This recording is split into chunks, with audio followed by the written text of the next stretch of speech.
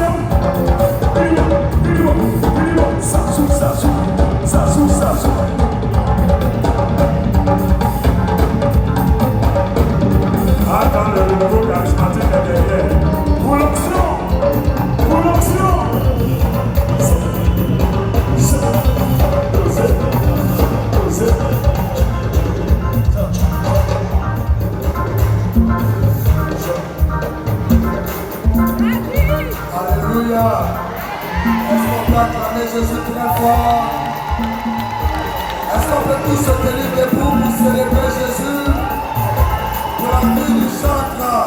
Maestro Philippe, si tu es venu d'être là, acclame Jésus très fort.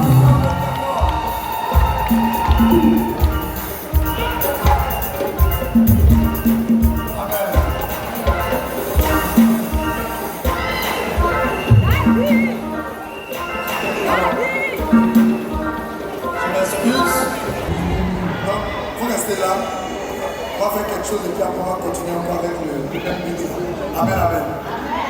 Je voulais qu'on dise merci à Dieu pour ce qu'il est en train de faire dans la vie du chantre Maestro Philippe. Amen, amen. Si tu es là ce soir, sache que tu es l'un des premiers témoins des grandes choses que Dieu est en train de réaliser dans la vie d'une personne. Et de la même manière dont tu es au commencement, je t'annonce que tu verras la fin et la suite. Dis amen très fort. Ce soir, je voulais dire à une personne, tu es là pour adorer ton Dieu. Alléluia. Mais en plus d'être là pour adorer ton Dieu, tu es venu soutenir quelqu'un. Il faut me dire amen fort.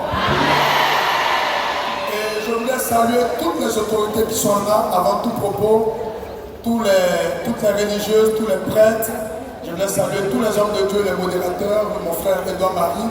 Je voulais bénir Dieu pour tous ceux qui viennent de Yamoussoukro. Est-ce qu'il y a des gens de Yamoussoukro qui sont là? Est-ce qu'il y a des gens de Assabou, Morofé, Apupa, Savoir? Si tu peux acclamer Jésus, si tu viens de Yamoussoukro, acclame Jésus pour la foi.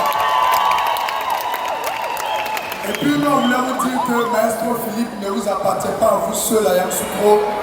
Il appartient aussi aux gens d'Abidjan. S'il y a les gens d'Abidjan qui sont là, est-ce que les gens d'Abidjan peuvent faire du bruit très fort? Le batteur il est d'Abidjan, mais il est Yamoussoukro.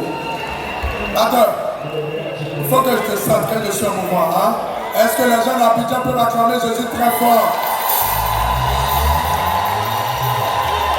Ce soir, ce que je voulais te dire, tu as la possibilité de rester debout pour écouter parce que je ne vais pas parler plus de 2 minutes. Il faut dire amen fort. Donc tu peux rester debout et entendre. Ça ne va pas te déranger. Dis amen bien. C'est la continuité de notre louange de ce soir.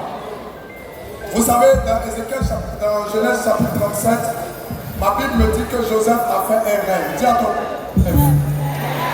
C'est celui à qui tu as parlé n'est pas sûr. Dis à l'autre un rêve. Et quand il allait expliquer ce rêve, il a eu des problèmes à cause de ce rêve. Dis à ton voisin, un rêve.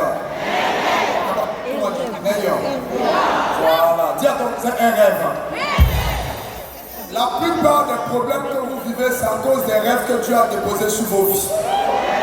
Et 1 Corinthiens 16, le verset 9 dit qu'une porte si grande et efficace s'est ouverte à mon activité et mes adversaires sont si nombreux. J'aimerais parler à une personne ce soir qui est combattue. J'aimerais parler à une personne ce soir qui rencontre des problèmes. Les problèmes et les combats que tu vis sont à la dimension de ce que tu as déposé sur ta vie. C'est pourquoi il y a des personnes parmi nous qui sont là qui disent depuis mon enfance, les gens m'attaquent. Jésus était bébé. Il était au sein de Marie. Lorsque Matthieu 2,2 dit que les rois mages sont venus dire nous avons vu son étoile et nous sommes venus l'adorer. Au même instant, Hérode s'est attaqué à un enfant inoffensif. Si tu es combattu depuis l'enfance, c'est parce que depuis l'enfance ton étoile brille. Si ton combat a commencé depuis quelques jours, Maestro Philippe, c'est parce que depuis quelques jours, ton étoile a commencé à briller. Vos amen, ce ne sont pas les amen de personnes bénies ce soir. Donnez-moi les amen sérieux, je vais parler. C'est pourquoi je vais dire à une personne ce soir. Vous remarquerez que les fous, personne ne les agresse. Fous, personne ne les agresse. Même les maladies, les virus, ils sont nus, ils mangent dans la poubelle, mais les maladies ne s'attaquent pas aux fous. Mais toi qui es bien portant, qui te lave, qui te protège, tu remarques que les hommes t'agressent, les maladies t'agressent, c'est forcément parce qu'il y a quelque chose de grand que Dieu a déposé sur ta vie. C'est pourquoi ce soir, tu n'es pas venu à un simple concert. Tu es venu à une rencontre avec ce que Dieu a déposé dans ton histoire. J'aimerais dire à quelqu'un, après cette fête de l'Immaculée Conception, il y aura un avant, il y aura un après dans ton histoire.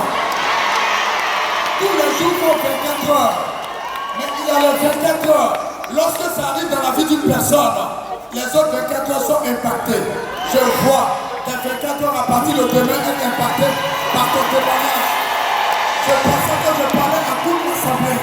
Comment est la main qui est plus forte que ça?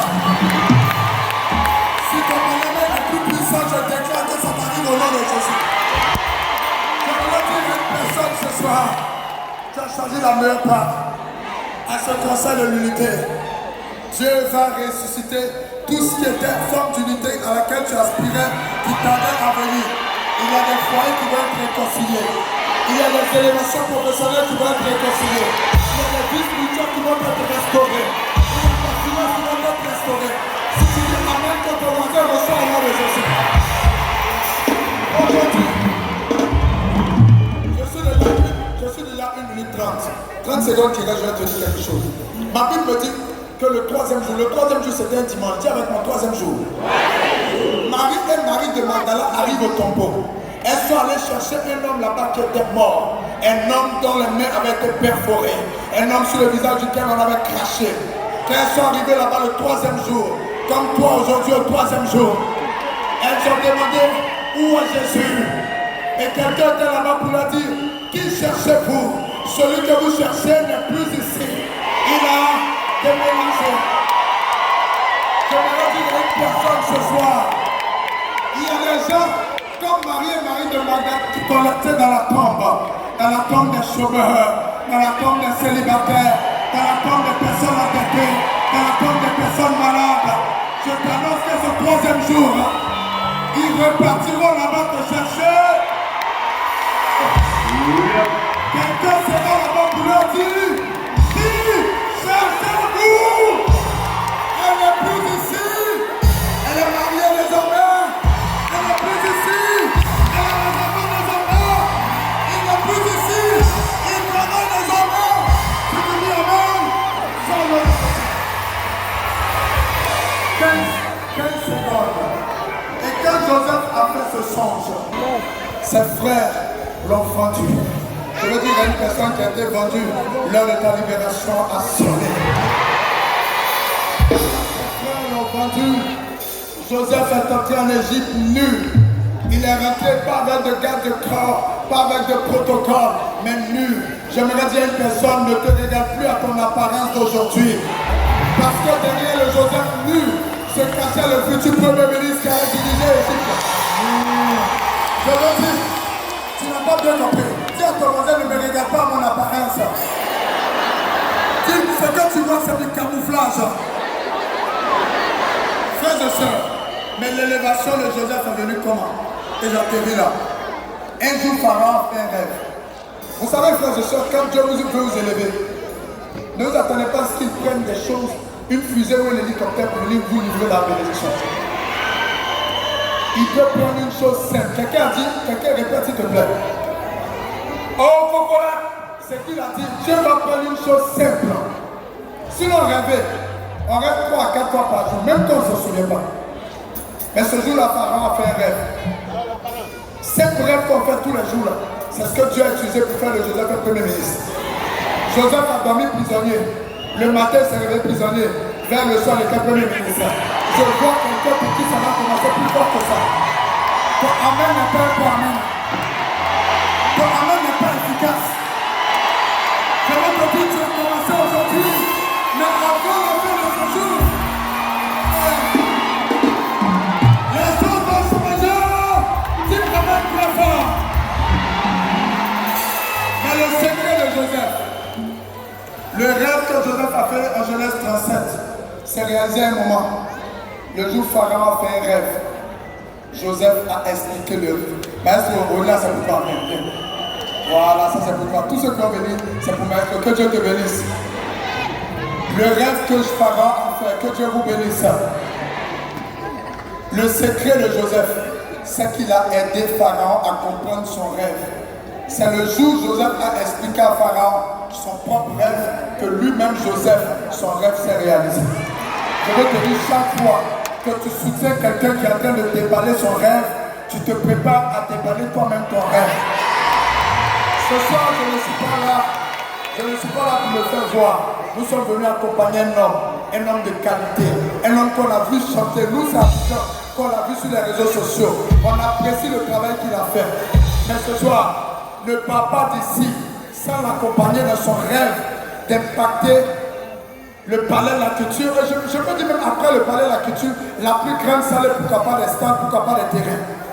Le secret de tous ceux qui réalisent leur rêve, c'est ceux qui ont aidé des gens qui avaient un rêve à réaliser le leur. Ce soir, je veux te dire, ce concert, on était tous en organisation. Il y a eu beaucoup de difficultés. Maestro Philippe a besoin que tu l'accompagnes. Il a besoin que tu le soutiennes dans le déroulement de ce rêve qu'il a dans son cœur. Et Dieu pensera à toi ton rêve. C'est parce que Joseph a expliqué le rêve de Pharaon que lui-même Joseph, son rêve qu'il a fait, qui lui a créé des problèmes, finalement a été transformé en rêve de témoignage. Ce soir, on ne sera pas long. Je voudrais qu'on le soutienne financièrement. Qu'on me dise amen fort. Que le puissant amen qui était là tout à l'heure ne diminue pas. Il faut dire amen bien. Dieu te bénisse. Que le fort amen qui était là tout à l'heure continue. Dis amen fort. Dis à ton voisin, on l'aidera à réaliser son rêve et Dieu fera